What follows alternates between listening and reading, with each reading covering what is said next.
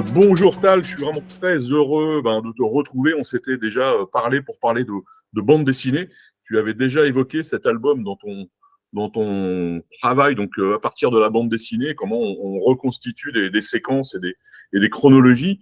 Donc ce livre qui sort, Un album d'Auschwitz, publié par les éditions du Seuil, tu l'as écrit, c'est un long travail avec Stefan Erdler et Christoph Kreutzmüller, deux historiens allemands qui t'ont rejoint pour étudier cet album. Avant de rentrer dans le vif du sujet et de ce que ça montre et de ce que ça raconte, est-ce que tu peux nous dire ce qu'est cet album et d'où il vient et comment il est arrivé jusqu'à nous? Alors, en fait, cet album a une très longue histoire, une histoire assez complexe, qui, pour résumer, commence à la libération du camp de Dora en 1945, quand une rescapée du camp de Dora, qui est une déportée juive de Hongrie, qui a d'abord été envoyée à Auschwitz, puis ensuite, après une détention de plusieurs mois à Auschwitz, est transférée dans une série de camps et finit par être à Dora. À la libération, en cherchant de la nourriture ou des vêtements dans le casernement des SS du camp, tombe sur un album photographique, elle l'ouvre, elle se rend compte que ce sont des photos prises à Auschwitz, mais en plus elle reconnaît des gens qui étaient dans son convoi, elle finit par même retrouver des gens de sa famille, se reconnaître sur une photo. Cette femme s'appelle Lily Jacob, elle garde l'album avec elle, et puis elle rentre. Son pays désormais c'est la Tchécoslovaquie, puisqu'elle vient d'un endroit qui avait été annexé par la Hongrie au début de la Seconde Guerre mondiale. Elle cède au musée juif de Prague le droit de faire des copies de certaines photos de l'album, ce qui a son importance pour la suite. Puis elle émigre aux États-Unis. L'histoire va désormais s'écrire en deux temps. D'un côté, le musée juif de Prague va commencer au début des années 50 à diffuser ces photos qui montrent l'arrivée de juifs à Auschwitz. Elle se diffuse vraiment dans le monde entier. Et en 1963, quand s'ouvre le procès de Francfort ou le grand procès d'Auschwitz, Lily Jacob va faire partie des témoins. Elle vient, elle a son album sous le bras, mais elle refuse de le laisser au magistrat allemand. Elle n'a pas confiance. Donc, elle témoigne avec cet album. Il y a d'ailleurs un des photographes SS qui a réalisé les photographies de l'album, qui va être interrogé. Il n'est pas parmi les inculpés, mais il est interrogé. Il va d'ailleurs être pris en flagrant délit de mensonge et être reconvoqué par le tribunal. C'est comme ça qu'on va connaître le nom des deux principaux auteurs des photographies, et pareil, ça a son importance pour la suite. Et Lily Jacob repart aux États-Unis. Et plus elle s'est mariée une première fois, elle est devenue veuve, elle s'est remariée une deuxième fois, autrement dit, son patronyme va changer à plusieurs reprises.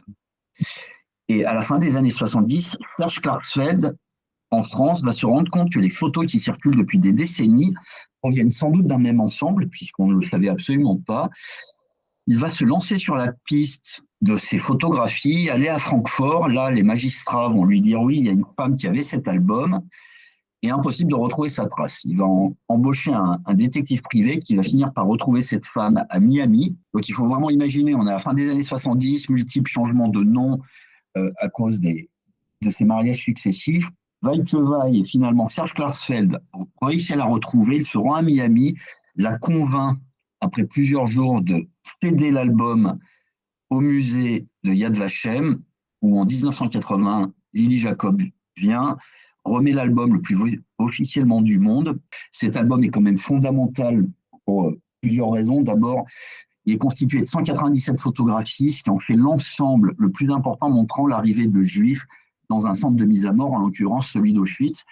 Si on additionne l'ensemble des centres de mise à mort, euh, Treblinka, Belzec, Sobibor, Majdanek, Kremno et d'autres moins connus comme Ponar ou Mali Trostiniet, on a moins d'une quinzaine de photographies, tout additionnées. Donc ça montre l'importance qu'a cet album. Et Klarsfeld insiste sur une chose, il est hors de question qu'aucun droit lié à la reproduction de ces photographies ne soit jamais demandé. Autrement dit, l'album est déposé à Yad Vashem, tout un chacun est libre d'utiliser ces photographies. Évidemment, depuis qu'il a été déposé à Yad Vashem, l'usage et le recours à ces photographies s'est démultiplié bien plus encore que ce qu'il était avant. Et depuis qu'il a été déposé, on s'est rendu compte que c'était un ensemble, un album. Il a été reproduit in extenso, d'abord par Serge et Béatrice Parcel en anglais et en français. Ensuite, il y a eu des multiples éditions dans le monde entier, vraiment dans le monde entier. Yad Vashem en a d'ailleurs réalisé une édition qui était traduite en plusieurs langues. Et il y a cette idée qui était que les 197 photos avaient toutes été prises le même jour, le 26 mai 1944, sur le convoi qui avait amené Lydie Jacob et sa famille et les membres de leur communauté à Auschwitz. Oui, parce que c'est un album on a l'impression que ça décrit un moment très cohérent, mais tout le travail que vous avez fait démontre en fait que c'est un travail photographique qui a lieu sur plusieurs jours, avec plusieurs convois différents, des gens qui viennent de différentes villes de Hongrie. On sait aussi qu'il était interdit de photographier dans les camps. Les Allemands ont compris que c'était quand même des choses qui pouvaient se retourner contre eux au bout d'un moment. Il y a le service anthropométrique qui fait des photos d'identité qu'on peut voir, par exemple, dans des livres ou même au musée d'Auschwitz. Pourtant, ils documentent, entre guillemets, un moment du crime. Pourquoi ils se permettent et qui donnent l'autorisation de faire ces photos? Alors, en fait, il y a plusieurs choses dans ce que, effectivement, les prises de vue ne sont pas tant interdites que étroitement contrôlées. Autrement dit, il y a souvent des photos qui sont réalisées, mais dans des conditions très particulières, avec des autorisations qui sont accordées. Et en ce qui concerne les camps de concentration, en fait, il y a énormément de photos qui sont prises, notamment par le service anthropométrique, mais avec une certaine liberté en ce qui concerne les camps. En revanche, dans les centres de mise à mort, théoriquement, les photos, elles, sont interdites, sauf que les différents travaux menés depuis pas mal de temps montrent qu'il y a eu énormément de photos qui ont été prises. Peu nous sont parvenus, mais régulièrement, des descendants de familles de SS en remettent pour certaines d'entre elles, et notamment il y a moins de 4 ans, un album d'un des responsables du site de Sobibor qui a été tué lors de la révolte des Juifs à Sobibor. Les descendants de cet homme ont remis un album entier qui montre des photos prises à Sobibor, mais prises du côté vie des SS. Donc, des photos ont été prises, elles existent. Mais évidemment, et c'est très important, elles sont ultra limitées en termes de normativité. D'où la question est fondamentale. Pourquoi est-ce que cet album a été réalisé? C'est une partie de notre travail, puisqu'il n'y a pas seulement eu l'analyse de ce qu'on peut voir dans les images à proprement parler, ou l'analyse de comment cet album a été constitué, qui est, en fait, c'est pas une série de photos prises sur un convoi le 26 mai 44, mais une douzaine de séries de photos prises entre le 16 mai 44 et le 2 août 44. Donc ça, c'est certaines dimensions sur lesquelles on a travaillé, mais il y avait aussi la question de pourquoi cet album a été réalisé, ce qui montre l'ensemble des dimensions qu'amènent les interrogations sur les images. On s'est appuyé sur énormément d'éléments très diffus. Fin mars 1944, l'Allemagne envahit le territoire de son allié qui est la Hongrie. Le Troisième Reich soupçonne les Hongrois de vouloir arrêter leur alliance aux côtés des Allemands dans le cadre de la guerre. Donc ils envahissent le territoire pour s'assurer d'un contrôle plus ferme et Eichmann en profite pour déclencher une immense opération qui est la projection relativement simple, déportation des 630 000 juifs, des au moins 630 000 juifs qui vivent toujours en Hongrie. C'est la dernière communauté qui est à peu près intacte sur le continent européen. Eichmann mobilise l'ensemble de son service, le 4B4, environ 300 hommes qui sont rassemblés et entraînés pendant plusieurs semaines et ensuite déployés sur le territoire hongrois. Et le plan est très très simple. 630 000 juifs qui doivent être déportés en 3 mois vers un centre de mise à mort unique, en l'occurrence à Auschwitz, qui en fait l'opération la plus importante jamais réalisée dans le cadre de la solution finale. Pourquoi? Parce que si on prend toutes les opérations qui constituent la solution finale, par exemple la destruction des Juifs du gouvernement général, c'est quasiment 2 millions de personnes, mais ces 2 millions de personnes, ça a été sur une durée beaucoup plus longue, quasiment 10 mois, et sur 3 sites, Treblinka, Belzec et Sobibor, plus un 4e site d'appoint, Majdanek. Là, on a quelque chose de radicalement différent, un seul site dédié à la mission à Auschwitz, qui est le dernier site à fonctionner à ce moment-là, et en plus, avec une temporalité qui est de 3 mois. Et pour avoir à l'esprit une comparaison entre le printemps 42, quand commence à fonctionner le centre de mise à mort d'Auschwitz lié à la solution finale, et le printemps 44, 500 000 juifs ont été déportés vers le site. 500 000 juifs en 24 mois. Là, c'est 600 000 juifs en 3 mois. Ça montre l'importance, enfin, l'aspect totalement démentiel, et l'emploi démentiel à dessein de cette opération. Ça, c'est ce qui est planifié par Eichmann et qui commence à être mis en œuvre avec tout un découpage de zones. Et chaque zone doit être vidée successivement. Il y a un cadencement des trains qui est planifié. Enfin, il faut vraiment comprendre qu'on a affaire à une immense opération logistique. Sauf qu'à l'autre bout, à Auschwitz, il s'avère que les structures ne sont pas prêtes. Elles ne sont pas prêtes pour tout un ensemble de raisons. En l'occurrence, l'homme qui a créé et développé le site d'Auschwitz, Rudolf Höss, en novembre 1943, a été promu en raison de son excellent travail à Berlin. Il devient un des responsables des services centraux du WVHA, le service économique de la SS, et ce sont ses adjoints qui lui succèdent dans la direction du camp. Et dans le même temps, la centralité du site va diminuer à partir de la fin de 1943 parce que la solution finale à ce moment-là est quasiment achevée si on accepte la Hongrie.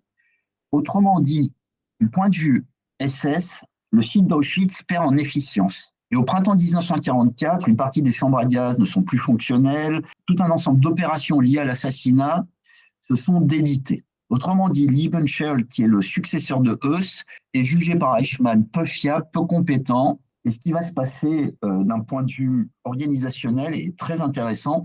Fin avril, Eichmann fait partir 2 convois de Hongrie à destination d'Auschwitz. Il accompagne ces convois pour voir comment ça se passe. Il se rend compte qu'à ses yeux, le site n'est pas prêt. Il va donc faire rappeler Rudolf Höss à la tête d'Auschwitz et toute la structure de commandement va être transformée. Et en 15 jours, Höss va s'échigner à mettre en place un site fonctionnel en faisant réaménager les chambres à gaz qui n'étaient plus efficientes, en faisant achever les travaux d'une nouvelle gare qui est désormais située non plus à l'extérieur du site de Birkenau, qui s'appelait la Judenrampe, le quai aux Juifs, qui a fonctionné pendant 2 ans. Désormais, c'est une nouvelle gare qui s'appelle la Bahnrampe, autrement dit la voie de chemin de fer, qui se trouve entre 2 tranches du camp de Birkenau, à très grande proximité des 2 plus grandes chambres à gaz.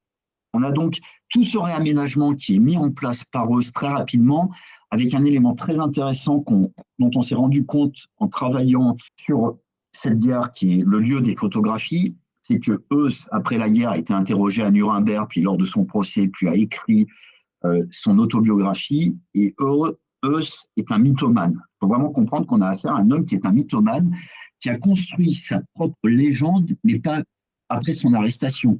Dès les années 30, il ment, et il ment d'une façon éhontée. Par exemple, il s'invente un passé d'ancien combattant, on peut lire dans son autobiographie qui est disponible en français.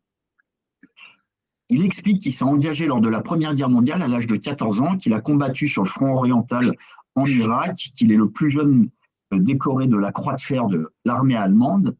Or, des historiens allemands, il y a quelques années, il y a 5-6 ans, ont été vérifier cela, et Höss, qui est originaire de Mannheim, en fait, est scolarisé à Mannheim pendant toute la Première Guerre mondiale. Ce qui ne l'empêche pas ensuite de parader avec une croix de fer qu'il n'a jamais obtenue. Mais ce qui montre une chose, on a affaire à un mythomane qui a construit sa légende sous le nazisme et qui, après la guerre, va continuer à mentir effrontément. Par exemple, pour la déportation des Juifs de Hongrie, il explique qu'en 15 jours, il a fait aménager cette gare. Quand on va aux archives d'Auschwitz, au musée, on se rend compte, pendant nos recherches, que la gare a été en travaux à partir de septembre 1943, donc elle n'a pas été faite en 15 jours, oui. Et que Höss l'a fait achever très rapidement, c'est une réalité, en affectant des centaines d'hommes aux travaux pour que ça aille le plus vite possible. Mais depuis 1945, le narratif mis en place par Rudolf Höss a primé. Moi, Rudolf Höss, en 15 jours, j'ai tout mis d'aplomb, j'ai fait des travaux qui n'étaient pas prévus pour aménager, etc., etc. Quand on fait l'histoire du site, en fait, dès 1941, cette gare est prévue, mais les SS, dont Höss, ne s'en sont jamais préoccupés. Ça a pris du temps, etc., etc. Mais ça montre une chose, le site où les photos sont prises a une histoire, c'est évident quand on le dit, mais on l'oublie. Et cette histoire nécessitait aussi d'être établie ou rétablie par rapport à la narration qui en était faite ou la manière dont elle était perçue. Et à nouveau, ça montre à quel point comprendre cet ensemble photographique nécessite d'aller dans énormément de directions. Et pour répondre à la question, en fait, l'album est fait parce que Rudolf Höss veut montrer à quel point il est bon dans son travail. C'est un document administratif. Notre hypothèse, par ailleurs, c'est que ce n'est qu'une partie d'un rapport. Il y a sans doute un rapport écrit qui ne nous est jamais parvenu, accompagné d'un rapport photographique. Et pour donner un équivalent, puisque les SS, mais l'administration allemande a pour habitude de fonctionner comme cela, le tristement célèbre rapport Stroop qui montre l'écrasement de l'insurrection de Varsovie, où il y a la célébrissime et iconique photo dite de l'enfant du ghetto, un rapport de ce type, qui se divise en 2 parties, rapport écrit suivi d'un rapport, et c'est vraiment articulé comme ça, photographique. Donc c'est vraiment quelque chose qui est habituel, sauf que là, en l'occurrence, on n'a que la partie photographique qui nous est parvenue. Mais ce qui est très troublant et en même temps extrêmement terrifiant, mais ça, après, ça fait partie de la psyché nazie, c'est que si on considère la chronologie de la Seconde Guerre mondiale, cet album je dirais, de promotion professionnelle personnelle, il arrive à un moment où tout le monde sait, les Allemands y compris, savent que la guerre est terminée. Si les photos vont jusqu'en août, il y a déjà eu le débarquement en Normandie, l'opération Bagration a déjà commencé et les Russes grignotent de plus en plus. Bon, le débarquement en Provence, pas encore, mais l'Italie, c'est terminé. Je trouve que quand on se replace dans la chronologie, c'est encore plus dément. Tu disais que c'était démentiel. C'est encore plus dément quand on se situe dans cette chronologie, pas fine, mais cette chronologie de la guerre. En fait, c'est une dimension très importante et tu as totalement raison de la souligner, mais en même temps, il faut faire attention. Totalement raison d'évoquer Bagration, qui est très largement inconnue en Europe occidentale, qui est une opération colossale où les Soviétiques déclenchent une offensive sur 1000 km de front des Pays-Bas, jusque quasiment au sud de l'Ukraine. C'est vraiment, ils balayent l'ensemble des défenses allemandes. Et Bagration commence au même moment que le débarquement de Normandie. À ceci près que la déportation des Juifs de Hongrie commence mi-mai, donc avant ces opérations, et qu'ensuite, effectivement, une partie des Allemands commence à se douter qu'ils ont perdu la guerre. Mais d'abord, ce ne sont pas n'importe quels Allemands qui sont à la tête de ces opérations, c'est les SS, qui est une catégorie très particulière, et d'une façon générale. Il y a eu tout un ensemble d'études pour le montrer, notamment les travaux de Kirchhoff qui remontent à 3 décennies déjà, où il a étudié l'opinion publique en Bavière, et l'étude est disponible en France chez CNRS Éditions. On se rend compte que les Allemands, en fait, jusqu'à la fin de l'année 1944, pensent qu'ils peuvent défendre leur territoire national contre les Alliés, aussi bien à l'ouest qu'à l'est. Et d'ailleurs, l'attentat contre Hitler à l'été 1944, c'est l'idée de on va cesser le combat à l'ouest, négocier avec les Alliés occidentaux pour tout basculer à l'est pour être sûr de faire face aux Soviétiques. Et en fait, la compréhension qui est évidente pour une grande partie des Occidentaux à l'été 1944 de la défaite allemande, qui est désormais inéluctable, n'est pas du tout la même en Allemagne, où une majorité de la population allemande ne va finir par comprendre la réalité de la défaite qu'en janvier 1945. Et à cet égard, quand on parle d'Auschwitz, il y a un élément fondamental. Auschwitz, c'est la pointe orientale de l'Allemagne depuis 1940. On est en territoire allemand, c'est la frontière orientale. Or, tout le monde connaît la date d'arrivée des Soviétiques à Auschwitz, 27 janvier 1945, mais ça signifie une chose très simple, ce n'est que le 27 janvier 1945 que les Soviétiques pénètrent dans la pointe orientale de l'Allemagne. Autrement dit, jusqu'à fin janvier 1945, les Allemands, à bon droit, entre guillemets, qui veulent croire qu'ils peuvent tenir tête aux Soviétiques jusqu'en janvier 1945, ça peut être justifié par la réalité de ce qui se déroule sur le terrain. Donc c'est pour ça que cette chronologie est très importante. Effectivement, pour nous, à plus forte raison, en surplomb, on sait que les opérations sont pliées. En revanche, quand on a affaire à des SS fanatiques à l'été 1944, pour eux, non. Et en plus, il ne faut pas oublier la dimension principale de ce qui est la solution finale, dans la tête des Allemands, et pas uniquement des nazis. Une grande partie des Allemands, tuer les Juifs, c'est tuer le principal ennemi du régime nazi. Autrement dit, tuer les Juifs est un but de guerre qui permet de gagner la guerre. La déportation des Juifs de Hongrie est un moyen de changer le cours de la guerre. Et donc, ça explique aussi pourquoi il y a cette dimension-là qui peut paraître absurde, comme tu l'as souligné, alors que, de fait, le sort des armes, désormais, est inéluctable. Mais en plus, il faut vraiment comprendre une chose. Tu as totalement raison quand tu dis qu'on a affaire à un rapport administratif. C'est un rapport administratif, mais qui en plus est un rapport tourné vers l'interne. Il n'est pas destiné à être publié en Allemagne ou pour l'Occident, mais ou même pour l'Europe de l'Est. Mais il ne faut pas imaginer qu'à l'été 1944 ou même en janvier 1945, les Allemands imaginent Nuremberg. Déjà, oui, ils n'imaginent pas la défaite. Et en plus, ils n'imaginent pas les poursuites d'un procès qui va être extraordinaire dans l'histoire, puisque ça va être le premier procès de cette ampleur pour des crimes commis pendant la guerre contre les populations civiles et contre les militaires. Donc tout cela, toute cette idée que non, ils n'ont pas photographié parce que ça prouve, il faut comprendre une chose, c'est que la photographie en soi ne prouve rien déjà. Quand on veut discuter sur les photos, on peut les disqualifier comme preuve. Et ça, c'est un autre débat. Mais en plus, c'est même pas dans leur horizon mental. le fait de faire ces photos, pour eux, n'est pas un problème. Alors, l'autre chose qui là aussi est vraiment démentielle, c'est que ces photos prouvent une compétence professionnelle, donc c'est absolument terrifiant. Hein. Mais là aussi, quand on lit les biographies des grands dignitaires nazis, il y a beaucoup de techniciens, il y a beaucoup d'universitaires. Je pense à Werner Best, par exemple, qui était devenu professionnellement un tueur d'exception. Mais il y en a d'autres. Hein. Il y a tous les responsables de la crémation, les responsables du pillage des colis.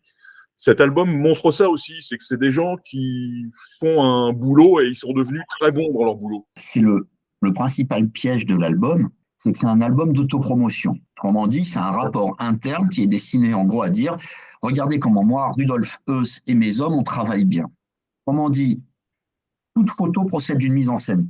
Quel que soit le photographe, quand nous on fait des photos, on fait une mise en scène. Toute photo procède d'une mise en scène. Et évidemment, en histoire, quand on utilise des photographies, il faut interroger cela.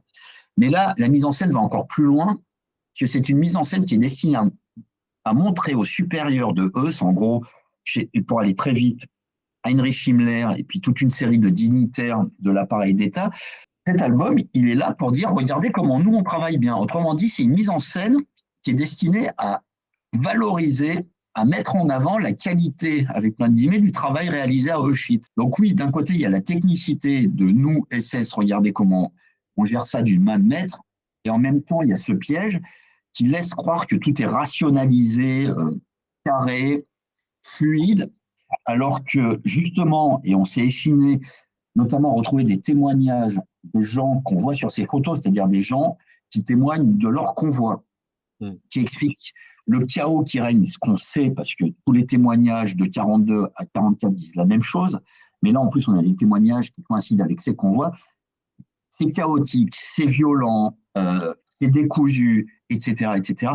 Autant de dimensions qui sont totalement absentes de l'album, puisque l'album, lui, est là pour servir une autre version, c'est regarder l'efficience que nous, SS, on déploie. Regardez comment on gère d'une main de maître cette opération colossale, sans aucun équivalent dans tout ce qu'on a réalisé jusque-là. Et en fait, cet album, il est constitué de 3 dimensions différentes du point de vue SS. Première dimension, c'est les convois qui se succèdent. Et les photos montrent ça. Deuxième dimension, c'est le flot de juifs, donc flot de convois, flot de juifs qui débarquent de ces convois. Mais il faut vraiment entendre le juif au sens nazi du terme, et même au sens heussien ou auschwitzien du terme. Ce sont plus des êtres humains, ils sont réifiés. On traite jour après jour ce flot ininterrompu de juifs, et dans le sens le plus réifié possible. Et troisième dimension de cet album, troisième flot, les objets. Les objets qui sont amenés par les victimes et aussi ce qui résulte du traitement des victimes, en l'occurrence les vêtements, les chaussures, etc., etc.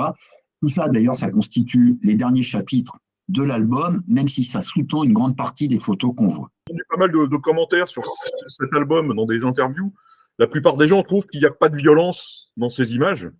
Or, quand on les regarde et quand on sait comment tous ces juifs hongrois sont arrivés là, on est quand même frappé par l'extrême violence de ces images, par les habits, par l'état de leurs habits, par leur visage, par la saleté. Aussi, on imagine les wagons. Enfin, c'est des images d'une violence extrême. Déjà, l'acte photographique, quand on est dans cet état-là, est une violence qu'on leur fait, parce qu'on les oblige, hein, on ne leur demande pas leur avis, mais on voit cette violence abominable qu'ils ont subie jusque-là.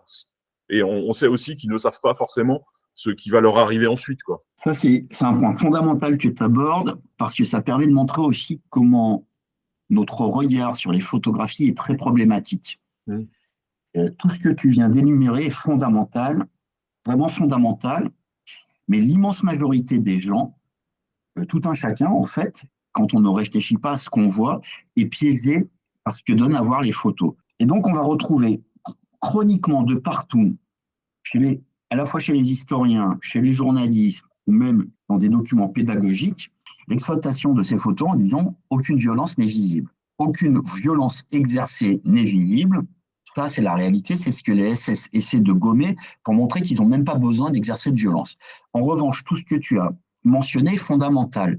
Ça montre aussi comment notre regard et notre compréhension des images est très problématique. Dans cet album, on voit photo après photo des nuées d'êtres humains avec les wagons dont ils viennent de sortir. Les wagons sont là, les êtres humains sont là. Autrement dit, on a les deux informations qui sont disjointes. Si les mêmes photos avaient montré ces êtres humains à l'intérieur des wagons, immédiatement, on aurait pu comprendre la violence, on aurait vu la violence. Et tu as rappelé que c'est l'horreur 2, 3, 4 jours de déportation dans des wagons, dans des conditions d'hygiène désastreuses. Des gens meurent, enfin, c'est une souffrance pendant 2 ou 3 jours, pas pouvoir boire, pas pouvoir manger, etc., etc. On a l'information sur la photo, mais nous, d'une façon générale, d'une part, non seulement on déconnecte les deux informations, mais en plus, on connaît notre imaginaire, au sens noble du terme, est constitué de témoignages qui disent l'arrivée à Auschwitz et violence, les SS battent les gens. En fait, c'est ce qu'on cherche dans les photos. On cherche cela et on ne voit pas ce qu'il y a à voir. Et autrement dit, puisqu'on sait que les SS sont violents, on cherche la violence que l'on sait ou qu'on croit savoir. Et ce que l'on voit, on le néglige. Et en plus, non seulement il y a cet exemple que je trouve très frappant, la déconnexion entre les victimes et l'instrument qui a servi à leur déportation qui est là, mais en plus, on a constellé dans les images des informations sur la violence. On a des SS qui sont tous dotés d'une canne, Oui. on fait pas attention, et les cannes veulent dire deux choses. Un moyen de mettre des coups, les témoins en parlent sans arrêt, des coups qui sont mis par les SS grâce aux cannes. Si on pousse un chouïa plus loin à l'analyse, d'où viennent ces cannes, puisqu'elles ne font pas partie de la dotation classique des SS, de n'importe quel militaire. Ces cannes, elles proviennent du secteur d'entrepôt où les SS entreposent les biens des victimes. Ce sont les cannes des vieux ou des vieilles juives qui ont été déportés et assassinés. Autrement dit, à chaque fois qu'on voit une canne sur une photo, on a à la fois l'objet, l'instrument de la violence qui est déployé mais qu'on ne voit pas utilisé sur les photographies, mais en plus, on a la signature de l'assassinat, puisque chaque canne envoie à une personne qui a été assassinée. D'ailleurs, quand on sait ça et qu'on regarde toutes ces photos, une fois qu'on a cette information-là, on voit tous ces, surtout des personnes âgées, qui ont des cannes, qui ne sont pas encore assassinés, parce qu'on ne les verra pas assassinés, mais on imagine que peu de temps après, ces mêmes cannes vont se retrouver dans les mains des SS de nouveau pour faire régner l'ordre sur la rampe. Exactement. Et de la même manière, on peut voir des hommes qui ont le visage qui est entouré de bandages. Pourquoi? Tout simplement parce que ce sont des hommes religieux qui ont été rasés de force, comme le font les nazis depuis septembre 1939. Là, en l'occurrence, ce n'est pas les nazis, c'est les Hongrois, qui les rasent de force pour les humilier. Donc, rasage qui soit blesse le visage, soit ces hommes veulent contrer l'humiliation qui leur a été subie en recouvrant à nouveau. Une des règles religieuses pour les hommes juifs, c'est d'avoir une barbe qui recouvre le visage. Donc, ils se recouvrent le visage avec un bandage ou alors ils pansent leur plaie. On voit le résultat de cette violence, mais on n'arrive pas à la comprendre au sens premier du terme. Donc, il faut reconstituer à quoi cela correspond.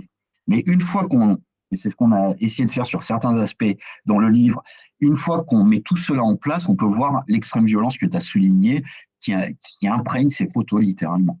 Parce que l'autre forme de violence qu'on découvre en regardant ces photos avec attention, quand on les regarde toutes assez longtemps, qu'on regarde l'album, on s'aperçoit par les vêtements, notamment des hommes et des femmes, qu'on a une humanité, j'allais dire, entière. C'est-à-dire qu'il y a des bourgeois, il y a des ouvriers, il y a des gens visiblement très pauvres qui ont été embarqués là-dedans, il y a des religieux très, très pieux, très religieux avec des barbes, des chapeaux, des costumes noirs, mais il y a aussi des médecins. Ce qui est très frappant, c'est les hommes en costume cravate. Et je trouve que cet album redonne une grande force d'humanité à tous ces gens qui ont disparu finalement. Mais de voir la variété des conditions sociales, la variété des mondes culturels qui leur appartient, il y a quelque chose de très puissant et qui échappe aux nazis. Totalement. Il y a même des soldats de l'armée hongroise, des juifs de l'armée hongroise qui ont été extraits de l'armée et qui ont été remis aux Allemands. Et on voit plusieurs hommes qui portent des calots de l'armée hongroise et qui soulignent cela. Et c'est fondamental parce que sur ces photos, il y a des êtres humains qui ont été réifiés par les SS, sauf que quand on se penche sur ce qu'il est donné à voir dans ces photos, il y a tout ce que tu viens de mentionner, avec en plus un élément très important. On voit que l'immense majorité de ces victimes viennent de communautés, quand je parle de communautés, de lieux, de communes très très pauvres. Ça constitue l'immense majorité des victimes. Et que ensuite, si on s'attarde, et ça c'est une dimension qu'on n'a pas pu pousser dans le livre parce qu'il y a énormément de choses qu'on aurait pu développer, mais le livre est déjà volumineux en soi en termes d'analyse. On aurait pu écrire des centaines de pages supplémentaires. Et d'ailleurs, on continue à le faire, mais dans des articles qui sont partis de revues scientifiques ou d'ouvrages collectifs, parce qu'il y a tellement à dire que, en fait, on peut aller dans plein de dimensions, et celle-ci est fondamentale. Ça redonne l'humanité aux victimes, évidemment, et on peut voir la constitution de cette population qui a été ciblée. Oui, c'est vraiment une extermination complète. Bon, je parle pas des enfants parce que là, c'est la violence ultime, mais c'est vraiment la volonté d'exterminer un peuple en entier. Sur toutes ces photos, qu'est-ce que vous avez appris que vous ne saviez pas, en dehors des temporalités de convoi, en dehors de tout ça? Oula, en fait, on s'est rendu compte qu'on savait rien. Vraiment, parce que moi, ça faisait, quand on a commencé le projet, c'était fin 2014, ça faisait une dizaine d'années que j'étais spécialiste d'Auschwitz, j'avais écrit plusieurs papiers et ouvrages sur Auschwitz, donc vraiment, c'est un sujet que j'étais censé connaître, et quand on s'est rendu compte, notamment, l'idée vient de Christoph Kreutzmüller, quand il m'a dit, est-ce que tu as vu que l'album n'est pas ce qu'on en pense? Alors que je connais parfaitement le site, parce que j'y suis très souvent, je pensais connaître parfaitement l'album, puisque je l'avais parcouru très souvent, je n'avais jamais réfléchi à cela. Donc déjà, quand il a attiré mon attention et qu'on a commencé à déconstruire l'album et qu'on s'est rendu compte que ça n'avait pas été photographié sur une journée, j'ai déjà compris et appris que je ne savais pas du tout euh, réfléchir la photographie ou l'image. Alors qu'en plus, paradoxalement, c'est un sujet qui a toujours existé dans mes travaux. Je me suis toujours appuyé sur le dessin ou la photographie, sur beaucoup d'autres travaux qui avaient précédé cela. Mais là, ça a vraiment été une leçon de méthodologie et c'est une des dimensions très importantes de notre livre, c'est déjà de penser le rapport à l'image. Ensuite, en ce qui concerne Auschwitz, on a appris énormément de choses en termes de fonctionnement tel qu'il est mis en place par la SS, mais aussi en termes de fonctionnement de réaction des victimes. Et là aussi, c'est une dimension qui est fondamentale, et j'emploie le terme à dessein, parce que quand on commence à regarder les photos, autrement dit à les analyser, on se rend compte d'attitudes totalement différentes de chaque individu. Et sur certaines photos, il y a des milliers d'individus. On se rend compte d'attitudes totalement différentes qui constituent une mosaïque qu'il faut être en mesure de déconstruire, qui apporte énormément d'informations. Par exemple, sur une photo, il y a une femme il y a plusieurs photos, on voit des femmes ou des enfants, c'est très genré, ça dit beaucoup de choses. Ils tirent la langue au photographe dans un geste de défi qui peut paraître dérisoire, mais en fait, c'est un geste de résistance contre les SS. Et sur une même photo, on a une femme qui tire la langue au photographe et une autre qui porte un mouchoir sur son nez, qui signe la puanteur atroce qui règne dans le lieu et qui est connue par les témoignages oraux ou écrits, où les gens disent que ça pue la mort en raison de la crémation des corps jour après jour. Mais là, on peut le voir. Donc, il y a énormément de choses. On s'est rendu compte que la construction de la rampe ne correspondait absolument pas à la manière dont elle était représentée depuis 1945, parce que eux s'en avaient fixé une représentation fantasmée. On s'est rendu compte que sur des questions qui sont ultra techniques ou ultra pointues, pour aller très vite, on se rend compte, et ça vient aussi de la déconstruction qu'on a faite et du remontage des séries de photos, quand on les remet dans l'ordre, on voit une chose fondamentale, c'est que les photographies, ce sont évidemment, en anglais, c'est sans doute le meilleur mot pour rappeler ce qu'est la photo, on appelle ça un style, quelque chose de figé. On a l'impression que j'énonce des évidences, sauf que ces évidences, on ne les a pas en tête. Si on regarde les photos de la sélection, elles sont toutes des styles, c'est-à-dire des moments figés. Et on se dit, la sélection, c'est comme ça. Une fois qu'on remet les séries dans l'ordre, on voit l'action comme elle s'opère, et on voit des dimensions qu'on n'envisage pas, qu'on n'imagine pas. On se rend compte qu'il y a un balai permanent de véhicules, de camions qui viennent, qui repartent, qui emmènent des objets, qui emmènent des gens qui sont incapables de se déplacer vers les chambres à gaz. Donc il y a ces camions qui circulent en permanence, il y a des SS qui viennent en voiture parce qu'ils inspectent ou qui repartent, il y a des SS qui passent à bicyclette ou à motocyclette. Donc c'est un balai permanent. La sélection, c'est pas un moment où tout est figé, mais au contraire, il y a un balai continu de SS, de prisonniers qui sont astreints au travail d'embarquer les objets qui sont sur la rampe, qui sont astreints à organiser les colonnes de victimes que les SS procèdent à la sélection.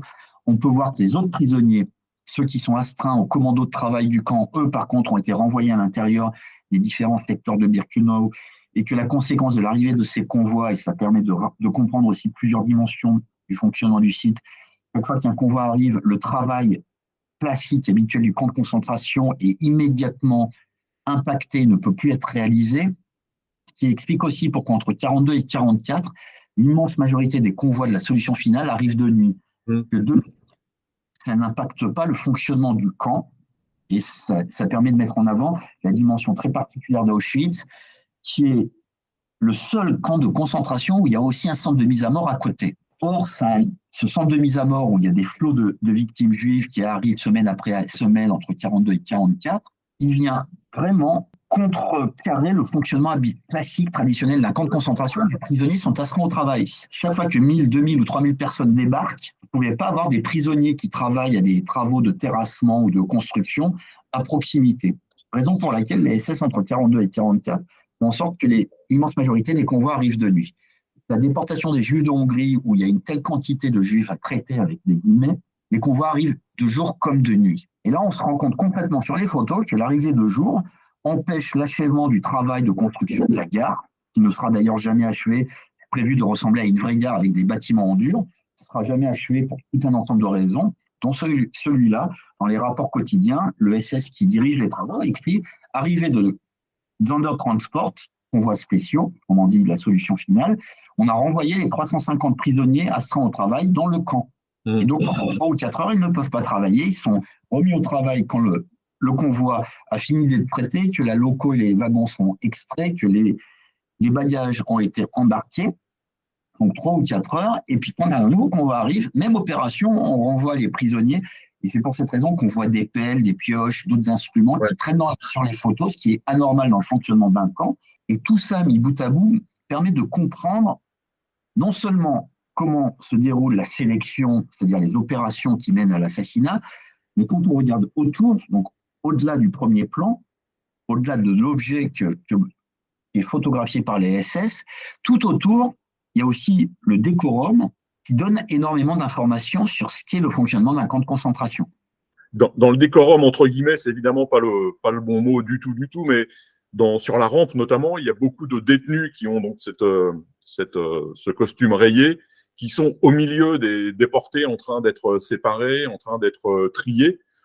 Là aussi, c'est quelque chose d'assez poignant, c'est qu'on voit que ce parallèle entre ceux qui y sont, ceux qui arrivent, ceux qui vont être exterminés, ceux qui vont devoir, dans quelques heures, revêtir ce pyjama. Comment ces gens travaillent, entre guillemets, au milieu de tous ces déportés? Est-ce qu'ils ont le droit de leur parler? Est-ce qu'ils peuvent communiquer, leur donner des informations? C'est une chose assez mystérieuse, ça. Ceux que tu viens de décrire, ce sont les prisonniers de ce qui est surnommé, il y a des noms plus techniques, mais le Commando Canada, du nom du secteur d'entrepôt. Et sur les photos, on voit, en fait, il y a plein de sous-commandos qui constituent cet ensemble. Et il y a ceux qui sont chargés, par exemple, de récupérer la nourriture dans les wagons, ceux qui sont chargés d'embarquer les bagages, de les entreposer dans les camions qu'on voit à l'arrière-plan de plein de photos. Et il y a ceux qui sont chargés d'organiser les fils, et c'est ceux que tu viens d'évoquer. Et ils ont interdiction de parler à ceux qui viennent de débarquer sur la rampe, hormis pour leur donner des ordres à droite, à gauche, organisez-vous en file d'hommes ou en file de femmes et d'enfants. Au-delà, ils n'ont pas le droit de donner d'informations, à ceci près qu'il y a énormément de témoignages, par exemple Imre Kertész ou Elie Wiesel ou d'autres, qui expliquent que des hommes de ce commando-là leur ont dit que tu as plus de 15 ans, puisque c'est l'âge, théoriquement, à partir duquel on peut être sélectionné, c'est-à-dire envoyé dans le camp et pas vers les chambres à gaz. Et ils le disent à des jeunes, à des adolescents, hommes ou femmes, qui sont plus jeunes que cela, en leur disant de mentir. Donc, ils leur sauvent la vie, littéralement, en infraction avec les ordres des SS, et donc au risque de leur propre vie, parce que si ils sont attrapés à ce moment-là, ils sont exécutés. Or, sur plein de photos, on peut voir des discussions et on peut en déduire un certain nombre de choses. Évidemment, là, c'est de la supposition, mais en histoire, c'est aussi ça. On ne peut pas toujours être certain, on en est réduit aux suppositions, mais il y a, par exemple, sur une série de photos, on voit un homme qui discute avec un jeune adolescent qui est dans la file des femmes, et le fait qu'il discute avec un jeune adolescent qu'ensuite on retrouve dans la file des hommes nous permet de comprendre une chose, il est en train de lui expliquer qu'il doit changer de file. Parce que le jeune adolescent, s'il reste dans la file des femmes et des enfants, il va directement à la chambre à gaz. S'il passe dans la file des hommes, il a une chance d'être sélectionné comme apte au travail. Donc là, on a concrètement la résistance d'un détenu du camp qui essaie de sauver une vie. Je vais revenir sur ces commandos Canada, parce que quand on va au musée d'Auschwitz, on est éberlué, il n'y a pas de mots quoi, devant ces grandes vitrines d'ustensiles de cuisine, de chaussures, de valises, de vêtements. Donc, c'est tous ces objets qui sont récupérés par les commandos Canada, qui sont entreposés ensuite derrière le camp. C'est aussi les images que vous analysez dans cet album font aussi écho à d'autres images de la Shoah par balle, analysé par Marie Moutier-Bitan dans son premier livre. C'est-à-dire que le pillage va jusque-là, en fait, et que tous ces objets, finalement, ont une valeur pour les nazis, puisque la plupart, pour la Shoah par balle, ils sont pillés par des gens autour ou par des nazis sur le terrain, mais la plupart de ces objets repartent dans le Reich. C'est une richesse de plus qu'on tire de ces malheureux. C'est ultra planifié, et là aussi, il y a des rapports administratifs, il y a plusieurs rapports, notamment un qui est fait par Odilo Globochnik, qui gère les centres de mise à mort du gouvernement général, qui donne un bilan final de tout ce qui a été récupéré, ligne à ligne, devise par devise, métal par métal. Enfin, on a certains de ces rapports pour Auschwitz. Il y a tout un rapport qui est écrit et photographié pour la Galicie, qui est connu sous le nom du SS qui l'a rédigé, qui est le rapport Katzmann, et qui est aussi un exemple de rapport photographique qui nous permet de faire des comparaisons. Et évidemment, c'est une dimension très importante. Cette dimension, elle est fondamentale parce qu'il y a toute une organisation. Par exemple, à Auschwitz, les deux secteurs dits Canada sont reliés à la fois des ateliers qui sont dépendants du camp et qui sont situés dans la ville même d'Auschwitz, des ateliers où on réhabilite certains objets, on les reconditionne pour ensuite les expédier, mais il y a aussi toute une organisation à travers le système concentrationnaire où, par exemple, à Sachsenhausen, il y a des prisonniers qui sont des horlogers, des prisonniers du camp de concentration de Sachsenhausen qui sont des horlogers. Donc, il y a un atelier d'horlogerie spécialisé où on envoie les montres d'Auschwitz à Sachsenhausen. Ravensbrück est spécialisé en fourrure. Donc, il y a énormément de fourrures qui partent d'Auschwitz vers Ravensbrück, où là, on reconditionne des fourrures. Donc, il y a une vraie organisation, une vraie logistique, une vraie rationalisation. Et ensuite, on a même des rapports qui concernent Auschwitz ou d'autres sites qui expliquent qu'il y a tant de montres, tant de stylos de plumes, tant de machins, tant de trucs qui sont repartis soit auprès de la population allemande, soit en gratification pour la Wehrmacht, pour la SS. Je me rappelle d'un rapport qui donne des montres aux sous-mariniers de la Kriegsmarine. Donc, il y a vraiment une rationalisation et une exploitation de tous ces biens et ces objets qui sont pillés. Mais ça aussi, ça fait partie de l'extrême violence qu'on voit dans les images. C'est-à-dire ces monceaux d'objets, souvent c'est indistinct, on ne sait pas très bien ce qu'il y a dedans, il y a des ballots, et là aussi on se dit, bon sang, ces gens ont voyagé 4 jours à 60, 70, 80 par wagon, et en plus, il y avait tout ça en plus dedans. Là aussi, je trouve que cet amas qu'on voit sur les images fait froid dans le dos, enfin, ça rajoute encore à la violence intrinsèque de ces images. Évidemment, mais ce que tu pointes, c'est quelque chose qui nécessite une réflexion au sens de il faut réfléchir à ce qu'on voit. Or, le travers, mais moi j'ai été le premier à avoir ce travers-là, tout simplement parce qu'on n'a pas d'éducation à l'image et on n'apprend jamais à lire les images. On a ce travers où notre regard glisse sur l'image. Et la manière dont les images sont utilisées pédagogiquement dans nos sociétés, c'est l'idée il suffit d'imprimer une image pour comprendre ce qu'on voit. Ce qui est totalement faux, mais on n'a pas ce réflexe qui consiste à dire qu'est-ce que je vois. On se dit, je vois, donc je sais. Alors que c'est exactement le contraire, s'il faut se dire, je ne sais pas ce que je vois, et ce qui m'est donné à voir, il faut que je réussisse à le décrypter, à le recontextualiser. Alors, non seulement ce n'est pas une opération facile à faire, mais en plus, il y a un problème, c'est qu'on ne nous offre jamais une contextualisation. On ne nous dit jamais, voilà ce que vous voyez, en plus, voilà comment ça se passe. Si tu regardes, dans le cadre de l'exploitation pédagogique des photographies, si tu regardes comment c'est utilisé dans les manuels ou dans les musées, les photos qui sont pourtant des documents ne sont jamais mises en valeur comme des documents. Il y a rarement une date, il y a rarement un auteur, c'est-à-dire qui a pris le cliché ou qui a fait le dessin, sauf si c'est un peintre, là, d'un coup, vu que c'est de l'art, on dit il faut mettre le nom de l'artiste, mais ça montre aussi un rapport qui est biaisé sur l'image, auquel on confère des statuts différents.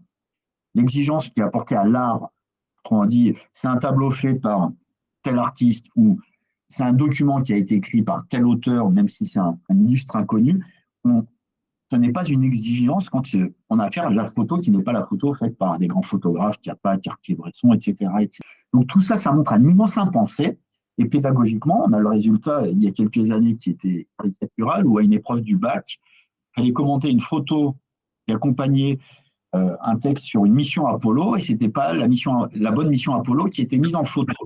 Ce qui revient à dire qu'une photo est interchangeable avec une autre photo. Et si on poursuit la logique de ce qui a prévalu pour une épreuve du bac, on pourrait coller une photo de la Deuxième Guerre mondiale pour la Première Guerre mondiale et dire, hop, après tout, c'est la même chose. Là, je viens de dire un truc qui choquerait tout le monde. Mais sur la mission Apollo, l'éducation nationale s'est dit, finalement, c'est pas très grave, ça ou ça, c'est la même chose. Ça montre qu'il y a vraiment un problème en matière, dans la manière dont on aborde les images, que c'est un immense impensé, qu'il n'y a pas de réflexion là-dessus, alors que c'est un instrument qui est au cœur de la pédagogie, puisqu'il est recommandé d'utiliser des images avec l'idée de l'image, c'est plus facile. Si les élèves ont des difficultés à l'écrit, il faut leur filer des images et on va les comprendre facilement. Et vraiment, pour montrer à quel point il y a un impensé, c'est que l'alphabet, initialement, chaque lettre, ce sont des images. Au sens premier, les alphabets sémitiques, le phénicien, l'hébreu, l'araméen, chaque lettre, alpha, enfin, l'alpha en grec qui donne le A en romain, initialement c'est Aleph, qui est un dessin, une tête de taureau, qui représente le mot Aleph, qui donne le A, et donc on dessine une tête de taureau pour dire la lettre. Autrement dit, les petits dessins que sont les lettres, on doit apprendre à les lire, l'alphabet. Les grandes images, dessins ou photos, ou même une sculpture ou une peinture, pas besoin d'apprendre à les lire parce que pourquoi? Si un petit truc qui est très simple, une lettre, on a besoin d'apprendre à la lire, quoi, ce qui est grand, qui contient énormément d'informations, on n'aurait pas besoin d'apprendre à le lire. Et ça montre qu'il y a un vrai impensé, il y a une vraie réflexion à mener. De pédagogie. Pas pédagogiquement, évidemment, mais beaucoup plus largement dans la société où l'image est omniprésente. Et là aussi, il y a un truc qui est assez drôle, et que quand je le dis, quand j'ai affaire à des enseignants ou dans des classes, souvent le réflexe des adultes, c'est de dire oui, évidemment, les élèves, eux, vivent dans une société de l'image. Mais on vit depuis 2 siècles dans la société de l'image. La guerre de sécession, il y a eu des millions de photographies qui ont été prises. Donc, ce n'est pas d'aujourd'hui qu'on est baigné dans des images. Et ce n'est pas les nouvelles générations avec les applis, Insta, TikTok, etc., qui baignent dans une société de l'image. Toi comme moi, on est de la même génération, on était dans une société de l'image. Et nos parents aussi, et nos grands-parents aussi, sauf que les vecteurs ont changé. Autrefois, c'était la photographie, ensuite le cinéma est venu s'ajouter, puis la télévision, etc., etc. Donc, à chaque génération, on dit c'est les jeunes qui ne... Non, en fait, ça fait 2 siècles. J'ai encore deux questions à te poser. Dans l'album, il y a beaucoup de choses. Il y a notamment des images qui sont un peu la suite de ce que je disais tout à l'heure sur la variété des profils sociaux, des origines, où on voit des hommes en costume cravate et on les retrouve quelques images après avec le costume rayé, complètement rasé. Et visiblement, quand on sait le processus d'enregistrement, c'est un traumatisme terrifiant. Mais il y a des analyses assez incroyables. C'est ce que vous dites sur l'espèce de cruauté visuelle des photographes nazis et des SS. Comment, en fait, il y a un jeu de moquerie installé par les photographes envers ces victimes. Donc, les victimes ne savent pas ce qui va leur arriver. Les photographes, évidemment, le savent et ils vont s'ingénier à les prendre devant les crématoires, devant les chambres à gaz, même à partir de la porte des chambres à gaz.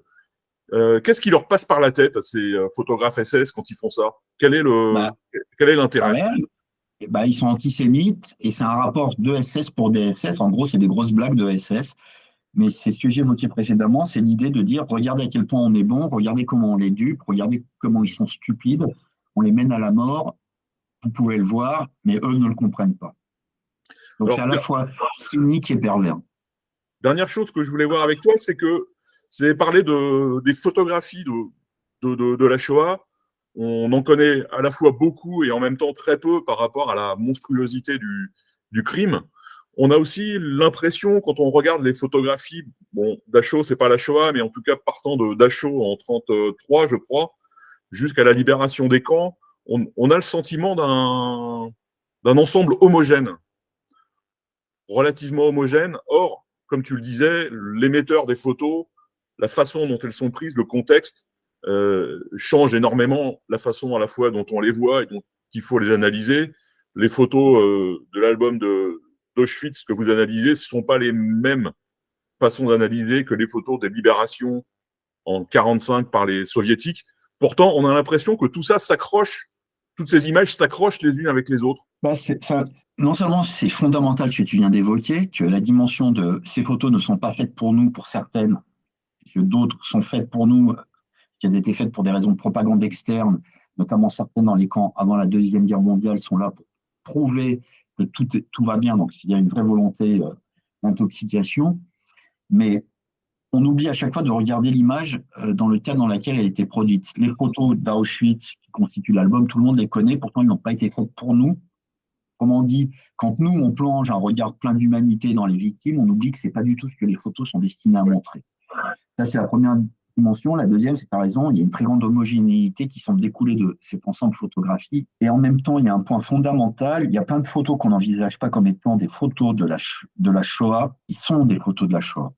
Par exemple, quand on voit des gens qui partent d'une ville en Europe, comme par exemple pour Marseille, où il y a plein de photos qui ont été faites par les Allemands et des Juifs qui sont embarqués dans les trains à Marseille, on n'envisage pas immédiatement que ce sont des photos de la Shoah. Donc non seulement il y a cet ensemble que tu décris à raison qui semble être cohérent, alors qu'en fait il n'est pas si cohérent que ça, voire même loin s'en faut, mais il y a cette impression d'homogénéité.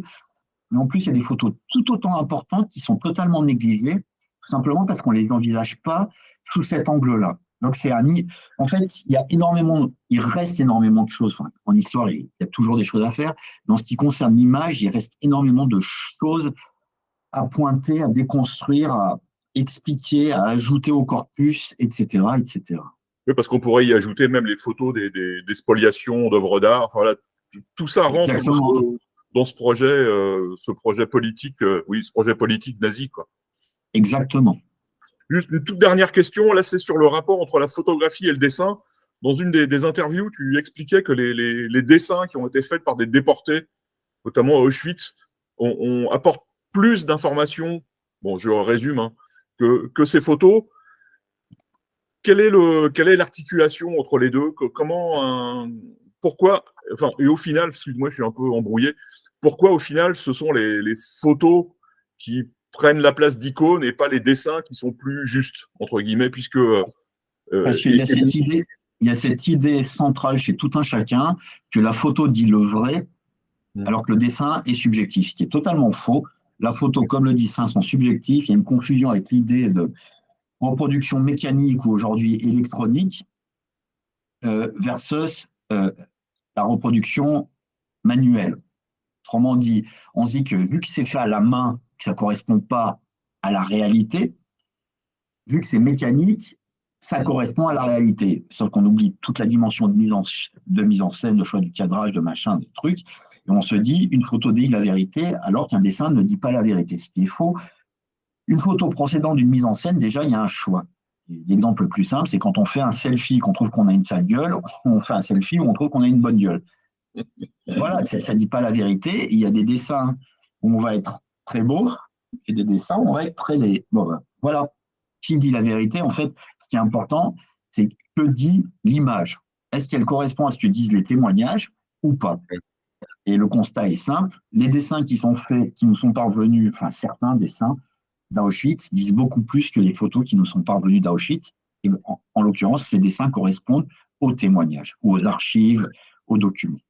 Oui, d'autant que même pour certains camps, comme je pense au Struthof, on n'a que des dessins pour témoigner de ce qui s'est passé dans le Struthof.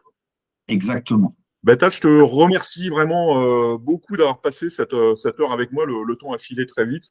Le livre que vous publiez tous les trois est fondamental, c'est ton mot. Passionnant, parce qu'il y a plein d'infos sur évidemment le crime, sur Auschwitz, mais aussi sur les photographes, puisqu'ils ne meurent pas en 1945 ou en 1944, mais ils vont continuer à vivre, pour certains, assez longtemps, même d'autres, on perd leurs traces.